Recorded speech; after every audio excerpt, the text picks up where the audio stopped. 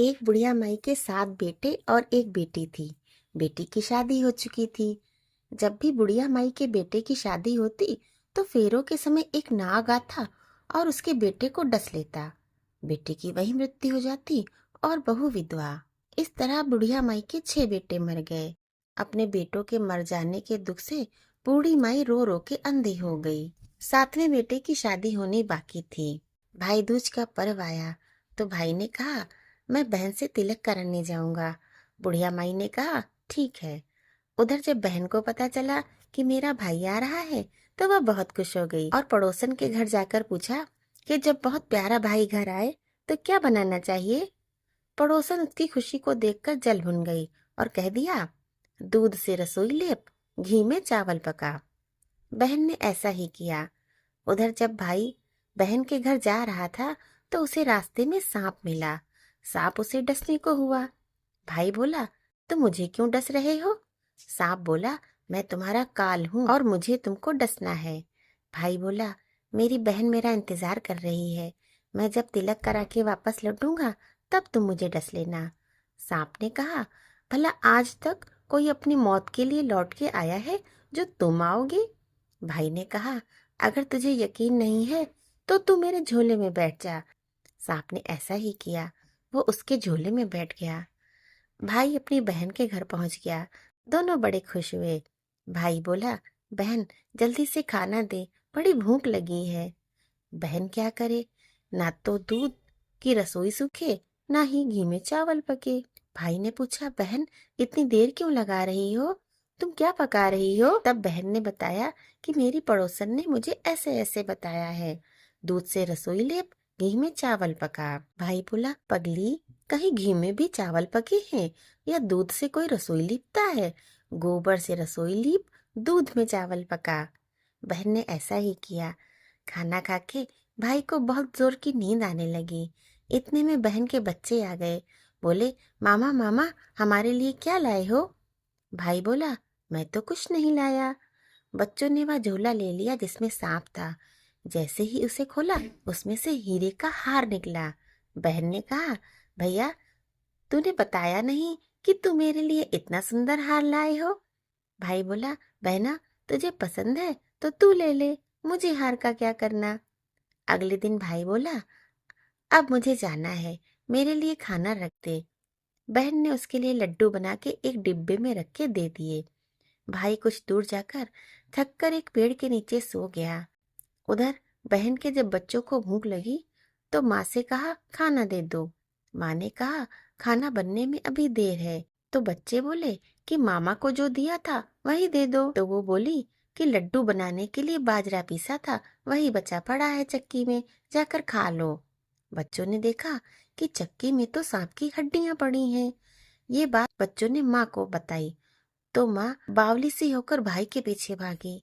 रास्ते भर लोगों से पूछती कि किसी ने मेरा गैल बटोई देखा, किसी ने मेरा बावला सा भाई देखा।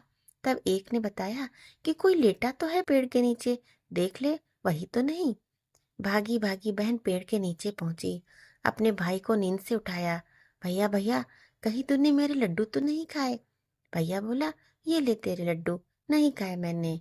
ले दे के लड्डू ही तो दिए थे, उसके भी पीछे पीछे आ गई। बहन बोली, नहीं भाई तू झूठ बोल रहा है, जरूर तूने खाया है। अब तो मैं तेरे साथ चलूंगी। भाई बोला, तू ना मान रही है तो चल फिर। चलते चलते बहन को प्यास लगी। वह भाई को कहती है, मुझे पानी पीना है। भाई बोला, अब मैं यहाँ तेरे लिए पानी कहाँ से लाऊं?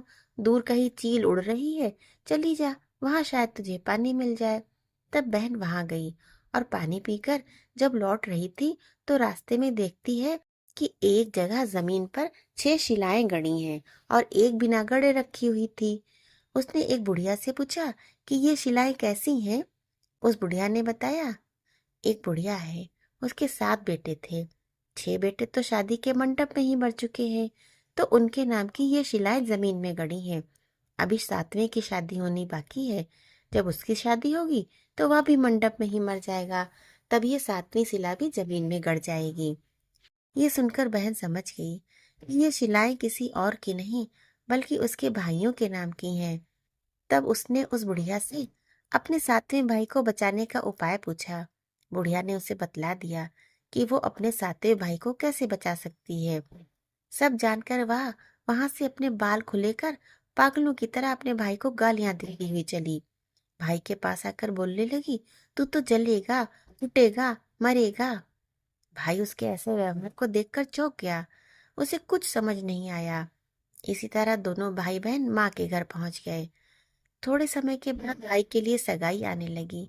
उसकी शादी तय हो गई। जब भाई को सेहरा पहनाने लगे तो वह बोली, इसको क्यों सेहरा बंधेगा? सेहरा तो मैं पहनूंगी, ये तो जलेगा मरेगा। सब लोगों ने परेशान होकर सेहरा बहन को दे दिया। बहन ने देखा उसमें कलंगी की जगह सांप का बच्चा था।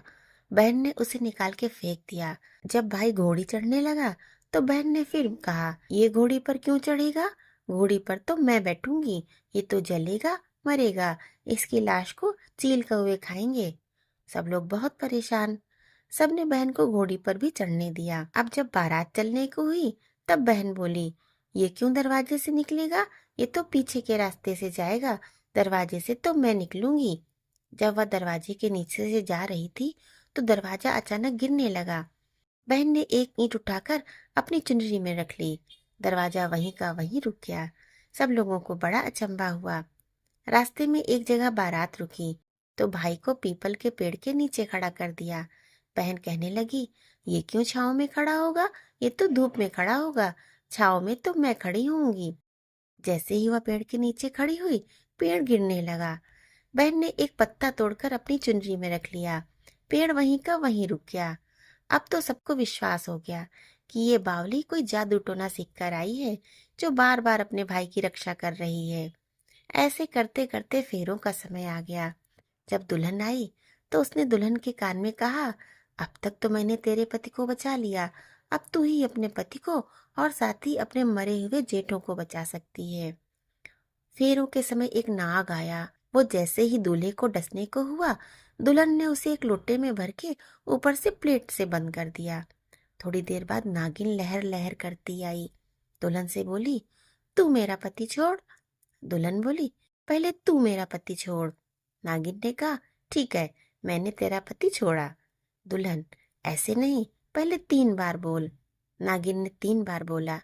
फिर बोली कि अब मेरे पति को छोड़। दुल्हन बोली, एक मेरे पति से क्या होगा? हंसने बोलने के लिए जेठ भी तो होना चाहिए, एक जेठ भी छोड़। नागिन ने जेठ के भी प्राण दे दिए। फिर दुल्हन ने कहा, एक जेठ से लड़ाई हो गई तो एक और जेठ, वो विदेश चला गया तो तीसरा जेठ भी छोड़। इस तरह एक एक करके दुल्हन ने अपने 6 जेठ जीवित करा लिए। उधर रो रो के बुढ़िया माई का बुरा हाल था कि अब तो मेरा 7वां बेटा भी बाकी बेटों की तरह मर जाएगा। गांव वालों ने उसे बताया कि उसके 7 बेटे और बहुएं आ रही हैं।